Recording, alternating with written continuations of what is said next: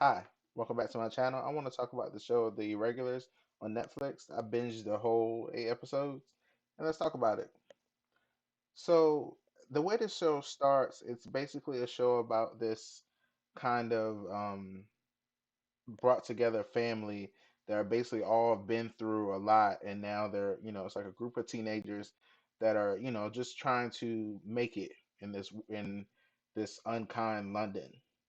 So what happens is Dr. Watson, who is in 221B Baker Street, which is basically across the street from where they're staying in some kind of like cellar area, and he offers them a job, or he offers Bia, who is the like kind of like the big sister, the leader of the group. Um, he offers her and her friends a job to help him solve a case, and the case is these missing babies, which is crazy at the beginning, but it gets crazier as the show goes on. So the she decides, to help because offering money, of course, and so she, goes on her quest to find what's going on. So basically, what happens? So she's at home, and her sister Jessica, who is her, you kind of find out that's her half sister. You find out that she is having these nightmares where she's in this like a cave cavern area, and she sees this like man in this weird mask, and you don't really know what it's about. You just think she's just having, problems. And they kept saying, you think I'm crazy. She says, you think I'm crazy like my mom. And, later on we figure out what that means. So then you have like I said, you have Bia, who is the big sister. You have Jessica, who is the half sister of Bia. You have Billy, who like pretty much comes off as like a badass, doesn't want to, not that friendly except with the friend group. It's really interesting. And then you have Spike, who is also he's great friends with all of them too, but he seems more of reserved, more want to like doesn't want to get into shenanigans like everybody else. So they're all, teaming up and, working together on, trying to solve this case with Bia. And then we see that there's this other kid, Leo, and looks like he is apparently the Prince of England. And he doesn't really fit in there though, but he sees them all together and laughing and like being friends. He doesn't have any friends, it seems. So he basically comes up with the idea to sneak away from that life and find them, and basically starts helping them and becoming part of the team. So so basically the show is all about, there is different people throughout London are gaining abilities to do um, things that basically they prayed for, that they wanted help for, and they're getting power from somewhere.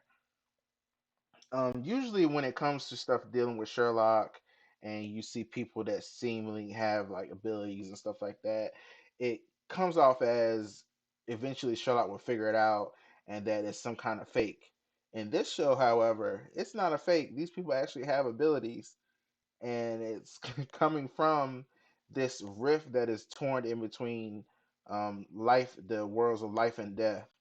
And what basically is happening is when these people pray on um, like just pray, or they use one of those Ouija boards to pray, they get their answer. Like in one of the episodes, the guy, like in the first episode, the guy is that is stealing these babies.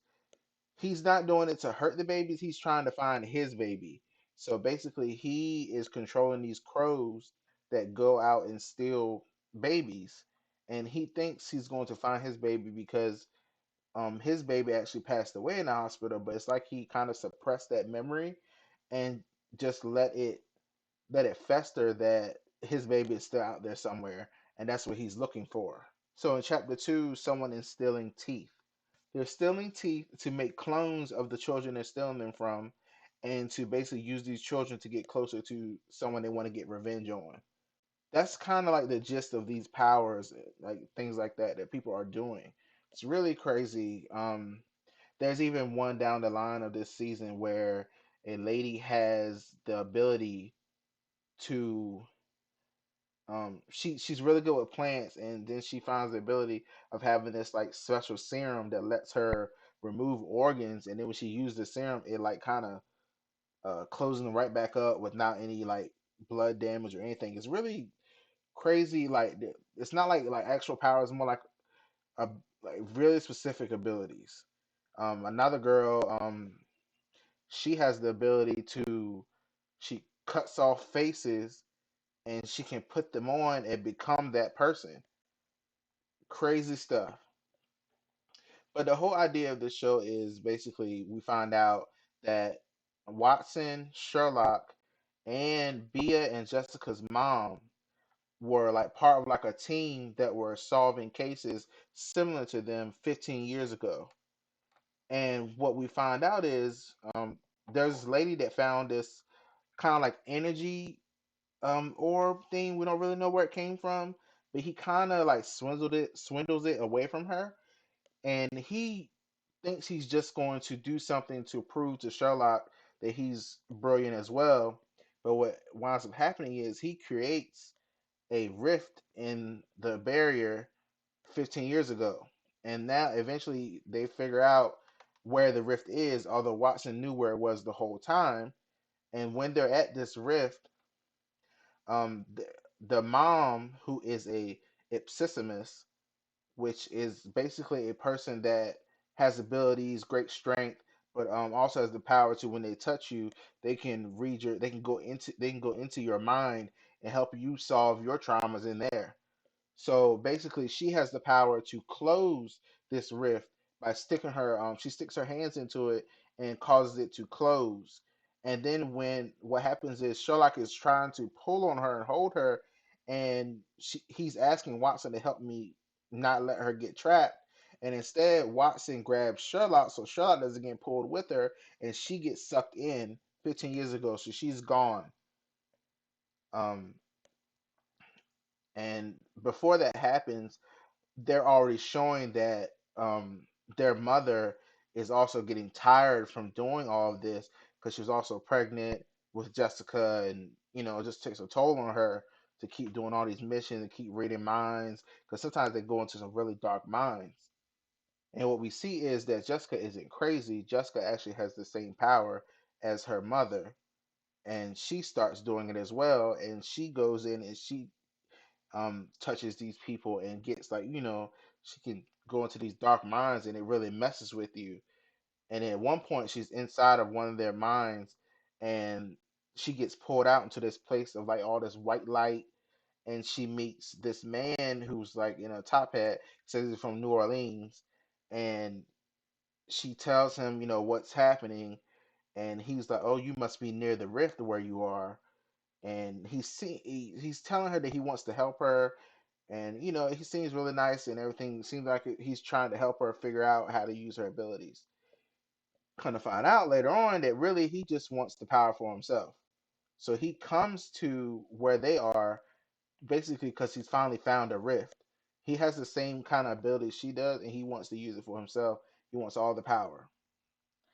So what happens here is they found out um, that actually Watson was the one that created Rift a long time ago, and now they're really upset with him because now the Rift is open again, and they're trying to figure out how did it open.